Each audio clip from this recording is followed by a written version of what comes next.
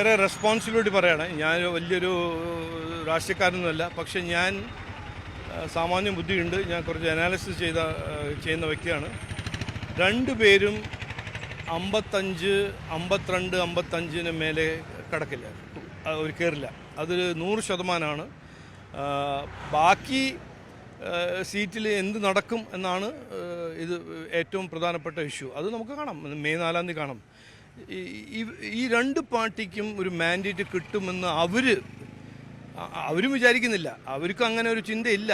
അവർ ചെയ്യുന്നൊരു ഡെസ്പറേഷനാണ്. കോൺഗ്രസ് ഇനിയിപ്പോൾ കഴിഞ്ഞ 10 ദിവസം ചെയ്യുന്ന കാര്യങ്ങളൊന്നും പഠിച്ചാൽ അവർ 100% ഡെസ്പറേറ്റാണ് എന്ന് നമുക്കെല്ലാവർക്കും മനസ്സിലാവാൻ കഴിയും. എന്തുകൊണ്ട് ഈ ലാസ്റ്റ് മിനിറ്റിൽ കഴിഞ്ഞ 10 ദിവസമായിട്ട് നുണ പറയുന്നു? FCRൻ്റെ നുണ, പിന്നെ ഡീലിൻ്റെ നുണ പറഞ്ഞ് ജയിക്കാൻ നോക്കുന്ന കോൺഗ്രസ് മനസ്സിലായിട്ടുണ്ട്. അവർക്ക് ആ ഡിസംബറിൽ അവരുടെ ഒരു പ്രതീക്ഷ ഉണ്ടായിരുന്നല്ലോ 100 സീറ്റ്. അതൊന്നും നടക്കുന്നില്ല. കാരണം ആൻറ്റി ഇൻകംബൻസി വോട്ട് CPMൻ്റെ എതിരെ, ഈ സർക്കാരിൻ്റെ എതിരെയുള്ള വോട്ടെല്ലാം NDAക്കാണ് വരുന്നത്. പ്രതീക്ഷിക്കുന്ന വികസനത്തിൻ്റെ ആവശ്യമുള്ള വോട്ടേഴ്സ് എല്ലാം NDAക്കാണ് സപ്പോർട്ട് കൊടുക്കുന്നത്.